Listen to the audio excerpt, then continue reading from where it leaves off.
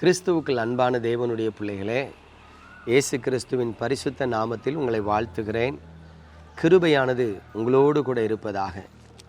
இந்த ஆசீர்வதிக்கப்பட்ட நல்ல நாளிலும் நம்முடைய தியானத்திற்கு ஆதாரமாக 1 யோவான் 5ஆம் அதிகாரம் 15ஆம் வசனத்தை பாருங்கள். நாம் எதை கேட்டாலும் அவர் நமக்கு செவி கொடுக்கிறார் என்று நாம் அறிந்திருந்தோமானால் அவரிடத்தில் நாம் கேட்டவைகளை பெற்றுக்கொண்டோம் என்றும் அறிந்திருக்கிறோம். பிரியமானவர்களே, இந்த வசனத்தை கொஞ்சம் திரும்ப வாசித்து பாருங்கள், நிதானமாக வாசித்து பாருங்கள். நான் ஏன் சொல்கிறேன்னா, இந்த நாட்களில் சில ஊழியர்கள் இப்படி பிரசங்கிப்பார்கள். நம்ம ஆண்டவர்கிட்ட உலக பிரகாரமான ஆசீர்வாதத்தை ரொம்ப கேட்டு தொந்தரவு பண்ணக்கூடாது, ஜெபிக்கக்கூடாது அப்படிங்கிற மாதிரிலாம் பிரசங்கம் பண்ணுறதை நானும் கேட்டிருக்கேன். அடுத்தது பார்த்திங்கன்னா, நம்ம ஆண்டவர் சமூகத்தில் ஜெபிக்கும் போதும் அவருக்கு சித்தமானதை கேட்டால் தான் பதில் கொடுப்பார் அப்படின்னு பிரசங்கம் பண்ணுறதையும் நான் கேட்டிருக்கேன். பிரியமானவர்களே, நம்முடைய பரிசுத்த வேதாகமானது நீங்கள் எந்த கோணத்தில் பார்க்குறீங்களோ அந்த கோணத்தில் உங்களுக்கு பதில் கொடுக்கும். நீங்கள் நன்மையாய் பார்த்தீங்கன்னா அது உங்களுக்கு நன்மையாய் பதில் கொடுக்கும்.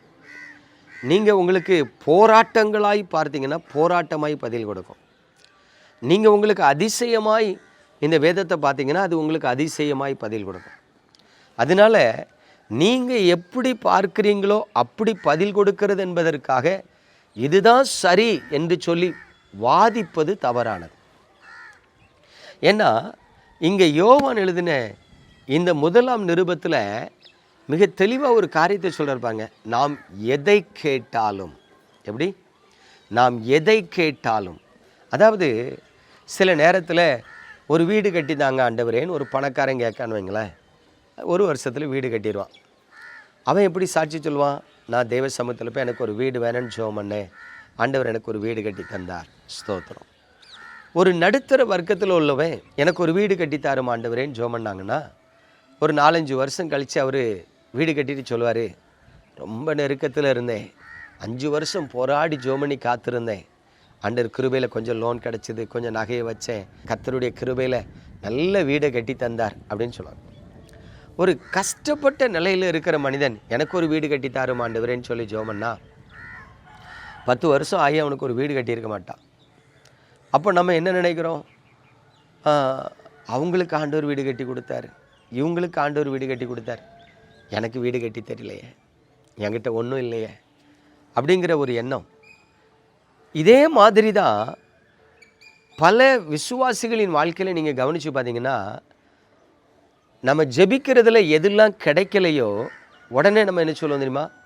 கிடைக்காததெல்லாம் தேவ சித்தமில்லாதது. நம்ம ஜெபிக்கும்போது எதெல்லாம் கிடைச்சதோ அதெல்லாம் தேவ சித்தமானது அப்படிங்கிற விதமாக நாம் தான் எடுத்துக்கொள்கிறோம். இல்லைனா சில போதகர்கள் அப்படி தான் நமக்கு பிரசங்கம் பண்ணுவாங்க. ஆனால் வேதம் அப்படி போதிக்கிறதான்னா இல்லை. வேதம் மிக திட்டமாக சொல்லுது, நாம் எதை கேட்டாலும் அவர் நமக்கு செவி கொடுக்கிறார். அப்போ எதை கேட்டாலும் அவர் நமக்கு செவி கொடுக்கிறார்னா, பொதுவாக விசுவாசிகள் தேவ சமூகத்தில் போய் எனக்கு ஒரு ஃப்ளைட் வாங்கி தாங்க ஆண்டவரேன்னா ஜெபம் பண்ணுவாங்க? கிடையாது. என்ன இந்தியாவுக்கு பிரதம மந்திரி ஆக்குன்னா ஆண்டவரே ஜெபம் பண்ணுவாங்க? கிடையாது. என்ன ஜெபம் பண்ணுவாங்க? சமாதானமாக வாழணும், சந்தோஷமாக வாழணும், ஆசீர்வாதமாக வாழணும், வியாதி இல்லாமல் வாழணும், சாட்சியாக வாழணும். இப்போ ஒரு காரியத்தை நான் உங்களுக்கு சொல்கிறேன், கொஞ்சம் யோசித்து பாருங்களேன். நீங்கள் பரிசுத்தமாக வாழணும்னு ஜெபம் பண்ணி பாருங்கள், பரிசுத்தமாக வாழ்கிறது கொஞ்சம் கஷ்டமாக இருக்கும். நீங்கள் உண்மையுள்ளவனாக வாழணும்னு ஜெபம் பண்ணி பாருங்கள், உண்மையுள்ளவர்களாக வாழ்கிறது கொஞ்சம் கஷ்டமாக இருக்கும். ஏன்னா நீங்கள் எதுக்கு ஜெபிக்கிறீங்களோ அதில் சோதனை வந்துக்கிட்டே இருக்கும். நீங்கள் எதுக்கு ஜெபிக்கிறீங்களோ அதை குறித்து டெஸ்ட்டு, ஒரு ஆவிக்குரிய பரீட்சை வந்துக்கிட்டே இருக்கும். அப்படின்னா ஒரு காரியத்தை தெரிஞ்சுக்கிடணும், நம்ம எதை கேட்டாலும் ஆண்டவர் நமக்கு செவி கொடுக்கிறார். ஆனால் அதே காரியத்தை வைத்து இந்த உலகமோ பிசாசோ மனிதர்களோ நம்மிடத்தில் போராடுவார்கள் என்பது தான் உண்மை. ஆகவே தேவனுடைய பிள்ளைகளே, நீங்கள் தேவ சமூகத்தில் உங்கள் உள்ளான மனிதனில் விசுவாசத்தோடு எதை கேட்டாலும் கர்த்தர் செவி கொடுக்கிறார். ஆண்டவரே, நான் ஒரு 100 ஆத்தும ஆதாயம் பண்ணணும், இல்லை நான் சிறுபிள்ளைகளுக்கு மத்தியில் ஊழியம் செஞ்சு அவர்களை கர்த்தருக்குள்ளே நடத்தணும், ஆண்டவரே நான் வருஷந்தோறும் ஆலயங்களை கட்டி கொடுக்கணும், ஆண்டவரே, நான் இருக்கிற ஆலயங்களை பழுது பார்க்குற வேலையை செஞ்சு கொடுக்கணும். நீங்கள் ஜெபம் பண்ணி பாருங்கள், அதை செய்கிறதுக்கு உங்களுக்கு கஷ்டமாக இருக்கும். கடந்த நாளில் என் நண்பர் ஒருவர் பார்த்தேன், வெளி தேசத்தில் வேலை பார்த்துட்டு இருக்கிறாரு. எனக்கு ஃபோன் பண்ணார், பலன் உங்களுக்கு ஒரு காணிக்கை இந்த மாதம் கொடுத்து விட்றேன், வாங்கிடுங்க அப்படின்னார். நான் சரி பிரதர் அப்படின்னேன். பார்த்திங்கன்னா அவர் சொல்லி ஒரு மாதத்துக்குள்ளே அங்கே வெளிநாட்டில் யுத்தம் ஆரம்பித்த உடனே அவர் சொன்னார், சாரி என்னால் உடனே கொடுக்க முடியல, ஒரு மாதம் பொறுங்கன்னார். சரின்னே. ஒரு மாதம் கழித்து கொஞ்சம் யுத்தங்கள் குறைஞ்சிது. அப்போது நான் அவர் மறந்துட்டாருன்னு நினச்சி அவருக்கு ஞாபகப்படுத்தினேன். ஓ, இந்த வாரம் நாசரத்துக்கு ஒரு ஆள் வரார், அவர்கிட்ட கொடுத்து விடுறேன்னார். சரின்னே. ஆனால் இன்றைக்கி 5 மாதம் முடிஞ்சிட்டு அவர்கிட்ட எந்த பதிலும் வரல. நானும் அவருக்கு நினைவுபடுத்தவும் இல்லை. ஏன் சொல்கிறேன்னா, சில நேரம் நம்ம சொன்ன பிறகு அதை நிறைவேற்ற முடியாதபடி பல தேவைகள் வரலாம், பல போராட்டங்கள் வரலாம், பல நெருக்கடி வரலாம். சொன்ன நமக்கு அது மறக்காது, ஆனால் கொடுக்க முடியாத நிலைக்கு நாம் தள்ளப்பட்டிருப்போம். அப்போ நல்லா கவனிங்க, இன்றைக்கி தேவ சமூகத்தில் வந்திருக்கிற தேவ பிள்ளைகள், நீங்கள் ஒரு காரியத்தில் உறுதியாக இருக்கணும். என்னென்னா, நீங்கள் எதை கேட்டாலும் தேவன் உங்களுக்கு செவி கொடுக்கிறார். அந்த கான்ஃபிடென்ட் உங்களுக்கு வேணும். அந்த கான்ஃபிடென்ட் இருந்துச்சுன்னா, கொஞ்சம் தாமதமானாலும் கொஞ்சம் தடைப்பட்டாலும் தேவன் அதை நிறைவேற்றுவார். அல்லேலூயா.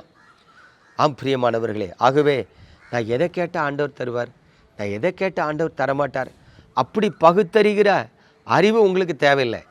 அவர் தேவன், சர்வ வல்லமையுள்ளவர். அவர் என் தகப்பன், என் இரட்சிப்பின் கன்மலை. நான் அவருடைய பிள்ளையும் விசுவாசியுமாக இருக்கிறேன். எனக்கு ஒன்று தேவை, எனக்கு ஒன்று ஆசை. என் தேவனிடத்தில் நான் கேட்டால் அவர் எனக்கு செவி கொடுக்கிறார். அப்படி ஒரு விசுவாசத்துக்குள்ள நீங்கள் ஜெபம் பண்ணி பாருங்கள். கொஞ்சம் கால தாமதமானாலும் கொஞ்சம் தடைப்பட்டாலும் அவர் நிச்சயமாய் அதை உங்களுக்கு செய்வார். நீங்கள் சுதந்திரிப்பீர்கள். நம்ம ஜெபிப்போமா? எங்கள் அன்பின் பரலோக தகப்பனே, பரிசுத்தமான இந்த காலை வேளையில் உங்கள் கிருபையுள்ள கரத்தில் உமது பிள்ளைகளை தருகிறேன். உடைய பிள்ளைகளை ஆசீர்வதிக்கிறேன் ஆண்டவரே. உடைய அன்புக்குள் உமது பிள்ளைகளை ஒப்புக் கொடுக்கிறேன். கிருபையானது உமது பிள்ளைகளை தாங்கி நடத்தட்டும். இந்த காலை நேரத்தில் தேவ சமூகத்தில் வாஞ்சியோடு எதை கேட்டாலும் அதை பெற்றுக்கொள்ளும்படி ஒரு இரக்கத்தை நீர் காண்பித்து உமது பிள்ளைகளை ஆசீர்வதிப்பீராக. இயேசு கிறிஸ்துவின் பரிசுத்த நாமத்தில் பிதாவே, ஆமென்.